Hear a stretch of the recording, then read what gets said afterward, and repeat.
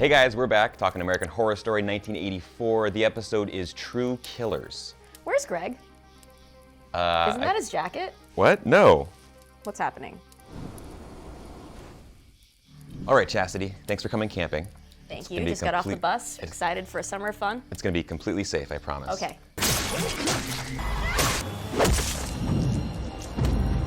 Let's talk about the episode title first, True Killers.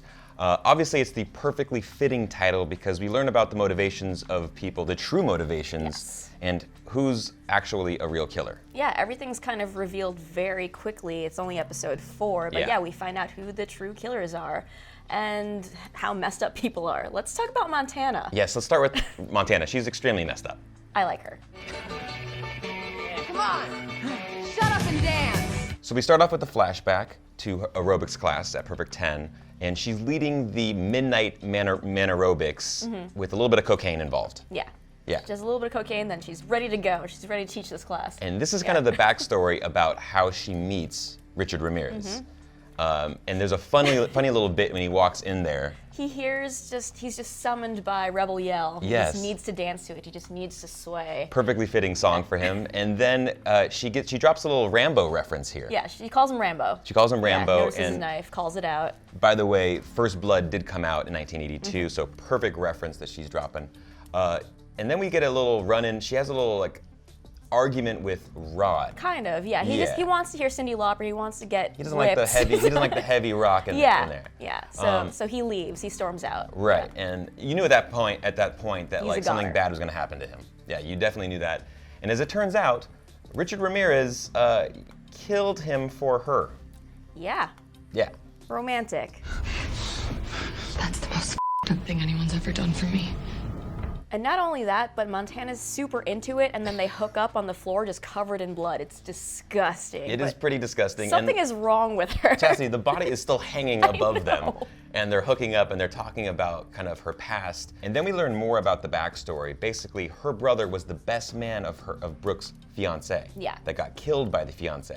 So she basically blames Brooke. Yeah, she says she slept with him, and she completely blames Brooke and wants Brooke dead. Right, and Brooke has always said that she never slept with the guy, that they were just friends. Yeah.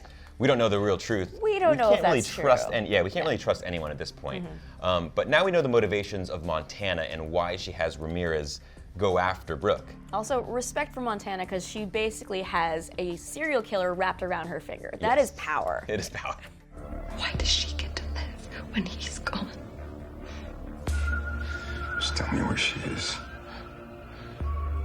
She won't see any more sunrises after I find her. So back at present day, we're at Camp Redwood, and then we see Montana with Ramirez, and she basically tells him that, hey, hurry up and kill Brooke, because guess what? Mr. Jingles is here also. Yeah. And he's kind of in awe. Yeah, he's just like, whoa, Mr. Jingles. And Yeah. then she tells him that he killed 2 people in front of her. And he's just like, The Mr. Jingles. He sliced up 2 guys right in front of me. We need to get to Brooke first, kill her, and get the hell out of here. 2 guys. At the same time? Is he a ninja? I was dying laughing. That's a when I very heard it. funny It was line. really funny. But you can see that Mr. Jingles, the name Mr. Jingles, obviously means a lot to not only the local community there, Yeah. but also to someone like Ramirez, who probably studied a bunch of the killings in the area. Not everyone knew about him. Clearly, the broader Los Angeles, because why the hell would a bunch of counselors go there if they knew Jingles could, his massacre happened there? But clearly, Ramirez is a fan. yeah. Then we go back to see Trevor and Xavier and Chet, and they're trying to save Chet, who's seemingly dead, and they pull a Pulp Fiction, and they just stab him with the adrenaline. Yeah, right out of Pulp Fiction. Yeah. It was cool how he got up and then Yeah. just blood started squirting from his Yeah. shoulder. He got to be in a lot of pain. Chet looks like half dead. He's kind of in and out of consciousness throughout Yeah. this episode. At the end, he kind of mysteriously just pops back up, and we're like, "What is he? Is he He's okay?" surprisingly resilient. Someone check on that guy.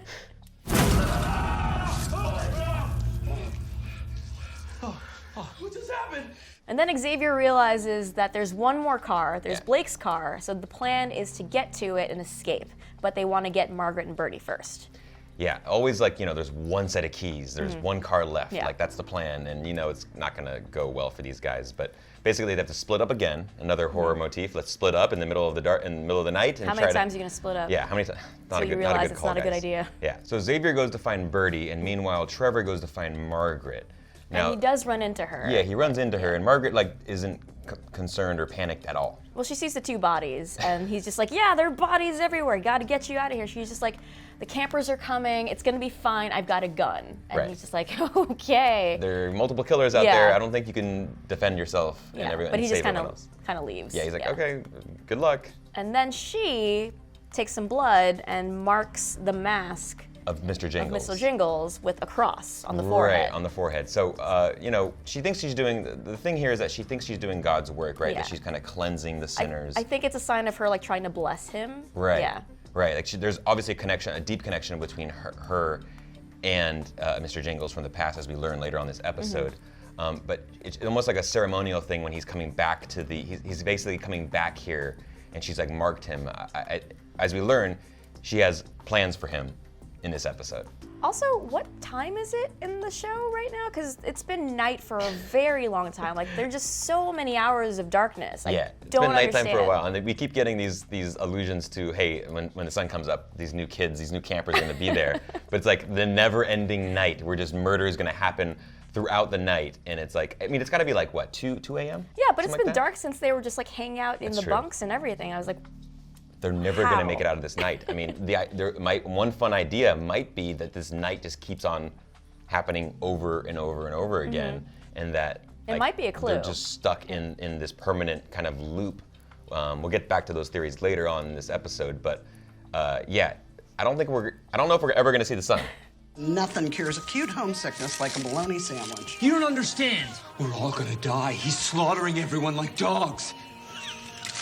So Xavier goes to meet up with Birdie. They have a fun little interaction here.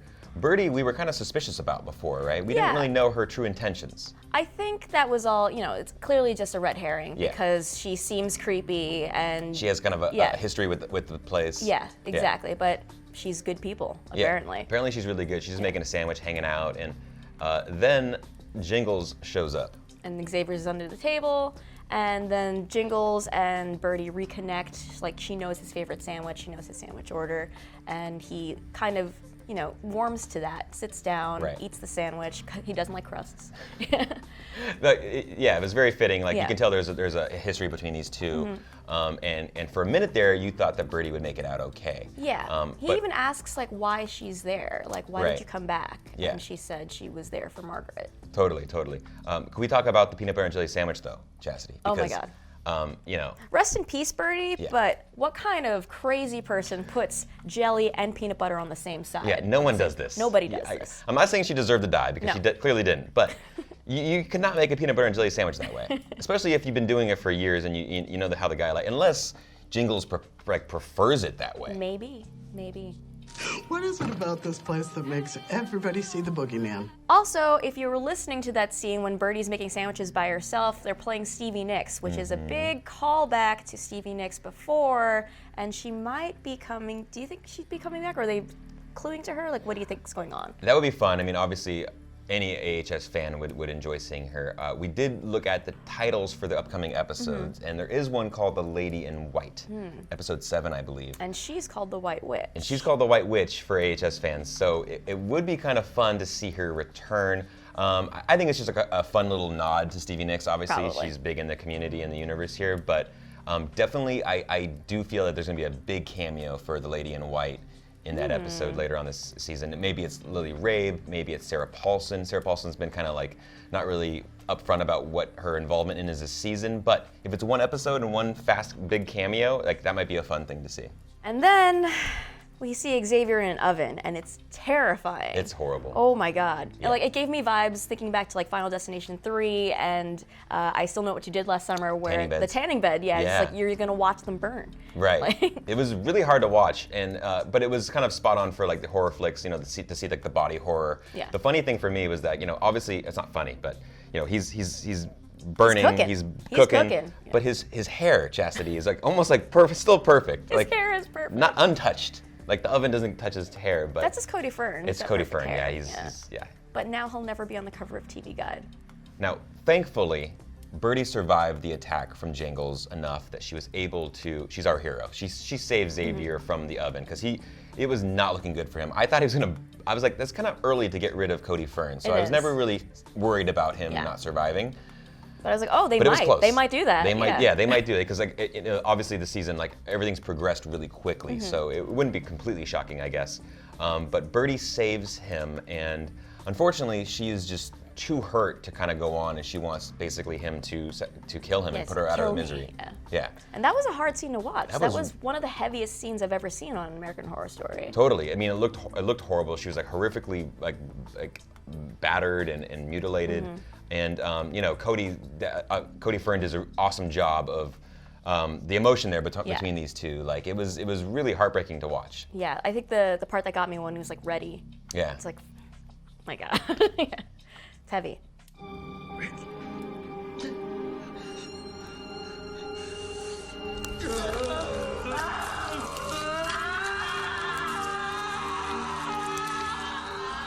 Now let's talk about Brooke. We saw Brooke. She was by the car and she got that shot in the neck. And she was dragged away. Yeah, by not Nurse Rita, aka Donna Chambers, who we found out was not the person that she said she was. Now she gets out of that cabin that she was kind of locked away in, but she runs into every trap imaginable.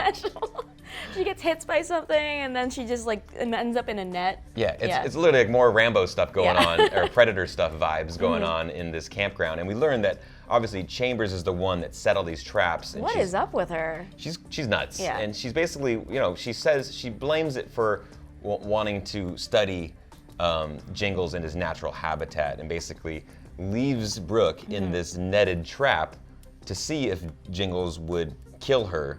Like, you know, if you leave out food for an animal, will it eat it or does it want to hunt? Kind of, you know, Donna is not all there. There's science and then there's straight up crazy. So this is a bad experiment. I don't know what you're doing. Yeah, not a good psychologist. She's horrible. Will Jingles take up a life that's served up to him on a silver platter? Or does he need the thrill of the hunt before he kills? You're hanging up here to answer that very important question. So Chambers leaves Brooke there, and then Montana finds her, and so Brooke is like happy. She's like, "Oh, get me down." She's like, "Oh, I'll look for a knife." And we're all yelling at the TV screen like, no, Montana, don't trust Montana, don't trust her. But Montana, you know, kind of honestly is just like, it'll be all over soon. Right. Like, I promise. I just want this to be over. It will be soon. I promise. Now, in something that we all kind of saw coming way ahead of time, Margaret, we get the whole backstory on Margaret, and we find out that she's behind the entire massacre and that she framed Mr. Jingles. And Mr. Jingles clearly cared about her a lot. Made her this bear, and she's just like, "Oh, are you my bear, Benji?" Like, they mate for life. Right. Yeah. Yeah. You could tell from the start there in that whole flashback scene that it was headed down a dark path.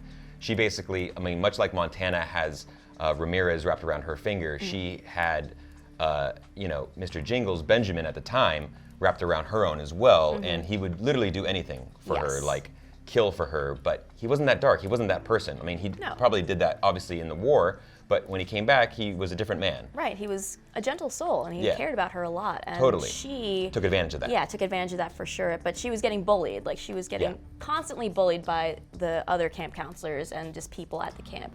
So she lost it. Totally. You know when you can tell that you have someone wrapped around your finger? Like when you suck the blood from their finger, that was and gross. They was totally like cool with it and nothing, like what the hell was going on? That was weird. Yeah, that was super weird. I mean, thanks, friend. You're gonna do whatever I want you to do. Let me just suck the blood from your cut. Right, then we see Ramirez in the woods, and he's doing a ritual, clearly a satanic ritual. Yeah, and it's spot on from what we saw Michael Langdon do last season in Apocalypse, literally in the woods as well. What do you want from me? What am I supposed to do? What the f*** am I supposed to do? So he's looking for guidance in order to find Brooke and find his path, and he runs into, literally, Jingles waiting right by Brooke in the net. We get the showdown that we've been talking about for a few weeks here. Ramirez versus Jingles. Yeah, it's like that Freddy versus Jason. We get the two killers. Yeah. And the funny thing in here is that Ramirez is kind of still like in shock, right? It's like looking at a celebrity in the serial killer wow, circuit. You're a legend. You've spilled so much blood here. This is crazy. I gotta do this. I gotta kill you. I gotta be the one that kills you. Yeah. Like, he's super into it. He's pumped. So they're going at it, and it's a fun little back and forth. And meanwhile, Montana kind of surprises Chambers, and they're going at it. So we get like a showdown between all these horrible people. And Brooke's just And Brooke's just hanging "Can I in get there?" out of She's here?" like, "Oh, God. She's like, "Can I please get out of here?" And then the Ramirez versus Jingles fight ends with Ramirez seemingly killed, being hung up on that tree What a kill. through his head. Yeah, that was incredible. What a kill. And that point, initially, I was like, whoa, that's not Richard Ramirez then, because we all know that Richard Ramirez didn't die in a camp. He died while he was in prison years later, and we see him in Hotel Cortez, obviously, during that season of Hotel. So I was like, what's going on? But Yeah, then we later find out that he can come back to life. How? We don't really know yet. Then we see that Jingles was taken away and given shock therapy. Yeah. And so he was kind of led to believe that he did do these things. He later believed he did. Yeah, he almost was like in a sort of like psychosis, right? Because being told that he was this horrible person, and probably with the flashbacks of Nam, of going through war and seeing real death and being part of it, you know, he was told that he did all these things, and he believed it at a certain point. The therapy in the asylum reminded me literally of AHS Asylum. We saw that back during the second season of American Horror Story. You kind of felt for the guy. Yeah, I mean, poor Benji. He was like a good guy, good soul. He's trying to turn his life around when he got back from the war, and he totally got taken advantage of. Margaret is evil. I was tortured with electricity, shut up with drugs, till I believed what you said I was. And now, you tell me that I was never that. And just as Jingles is kind of realizing what has gone on and how he's been taken advantage of, he makes a move to kill Margaret, and she just kills him, we think, with a couple Seemingly, shots. yeah. A couple shots. Close range, you know, pistol. He's on the floor. He's on the floor. Yeah, Trevor He looks shows pretty- up. He looks pretty dead. Yeah, poor Trevor. Trevor shows up and actually gets killed. Yeah, and by Trevor was Margaret. kind of celebrating, like, "Hey, Margaret, you did it! Yeah, Wow. good job, you killed him. Awesome!" And then she devises of a way to basically kill Trevor, making it look like Jingles Yeah, did it. She's like, and that oh, she well, he saved the day. killed you first. Yeah. And just gets One him. thing that she said that stuck out to me was you know, she hadn't done that in such a long time. The 14 actual years, yeah, 14 yeah. years. She hadn't like killed somebody with a knife. So clearly, you know, she's not this God worshiping, sinless person. She's full of some horrible things that She she's gets done. in joy her out past. of it, She yeah. gets a certain amount of joy and a feeling of euphoria from taking a person's life. Benjamin and I lost sight of who we really are, but the balance is now restored. God has given me the strength to accept my true self. And then just like Michael Myers, Jingles is gone. His body's gone. He just gets up. He's been shot several times, but he gets up again. This is fun because you see this in every horror movie, Yeah. right? Back, especially in the 80s, like you turn back around and then the body's gone. You got to make sure. You got to make sure. Yeah, you got to go up to the body and you got to shoot it a couple more times Yeah. to make sure the person's actually dead. But in this case, it's fine because Jingles is the good guy. That's true. Now, of course, the only way out, Blake's car, is on fire. Yeah. Someone blew it up. Margaret. I'm guessing Margaret. Yeah, I think Margaret, you're right 100%. on that. So there's seemingly no other plan of escape for these guys. They just have to wait till sunrise, hopefully, if they can When survive. all these campers are arriving. All right, back to Ramirez. His body is lifeless there on the ground. We think he's dead. But we hear the whispers of Satan, and wow. Yeah, his eyes turn black. His wounds disappear. He just gets lifted up. Where was this before for Michael Langdon? Is this a thing that Satan can do? He literally, this could have been useful when Langdon got run over by Mallory, right? During that ending of last season, but whatever, we'll talk about that another time. But clearly, there's some crazy stuff going on here, some supernatural stuff at bay. Is it only because he's worshiping Satan that it affects him? Can other people come back to life, on these hallowed grounds? Is it a weird, campground thing? Is Satan purposely using him as a tool? Yeah. The funny thing here is that we see Chambers, she's the scientist or the psychologist, and she's all about science, and she's looking, comes back to it, Yeah. and she's looking, she's like, is that a serial killer that's Yeah. hovering above the ground? Whoa, what am I seeing right now? Yeah, so it's taken a turn. Yeah. The show has taken a turn. Definitely. Yeah. And it's only episode 4. It's only episode 4. All right, so that was True Killers, but let's talk about overall some thoughts and some questions that we have after seeing that episode. My biggest question is, we've mentioned this a few times, it's episode 4, and so much has happened. Right. How are we gonna fill up the rest of this season? That's a really good question. There are so many episodes left. There are at least 6 episodes left, Yeah. right? So we've already revealed who the actual killer was in this massacre, and we have some like time travel stuff happening, so we're gonna probably come back to that with the hiker. Right. Like, I don't know what's going on. Like, anything goes Right. at this point. No, totally. Like, so many people have already, the body count is like obviously rising. And But that's is anyone truly dead at Camp Redwood? Exactly. We don't know. Like, do they just respawn? Is it like a video game? There are theories out there that it's like a simulation, or it's like a video game, or it's some sort of purgatory, like a never-ending loop for these people. Yeah. What we do know is that all these people have done some pretty horrible. Almost all these people have done some pretty horrible things, except for you, Birdie. I mean, that sandwich was pretty horrible, but that's the only thing she's done. You know, everything else is pretty fine. Yeah. But everyone has some sort of dark past. Yes. So they're not like completely, like they're full of sin, so it might be a sort of punishment that they're like kind of like a never-ending night where they just go through these traumatic and horrible events over Yeah. and over again. I think that would make sense with how long the night has been. It might be a clue that this is just the longest night, and Yeah. they're all like paying for their sins, and they're all going around killing each other, and they're all respawning. Like, Yeah. it's nuts. That's wild. Another thing we haven't seen in a while, obviously we want to talk about, is the hiker, Jonas. Yes. From He'll be back. 1970, yeah. We're guessing he's going to be back, and they're going to have to explain what is going on this campground Yeah. with time travel, because clearly there are people out of their element that have showed up on the campground. Yeah. Also, Jonas provided a huge clue when he said that he saw Margaret. Yeah. And she was standing. Yeah. And it's like, how could she be standing if she was attacked? Like, he saw her standing and covered in blood. So that Right. was like a huge giveaway that she was involved. Right, and he also said a couple interesting things, some hints like he's not supposed to be here, you're not supposed to be here, or he's not supposed to die. It's not where he dies. Yeah. Almost like he's seen parts of the future and is reliving something and kind of knows where his path Right. leads to. Yeah, so we don't know if purgatory is confirmed. We don't know a lot of these things, but we do already have hints that there's time travel involved, Yeah. and there's some kind of time loop. Now, in the past in American Horror Story, we've seen locations that have some supernatural characteristics to them, like a hellmouth.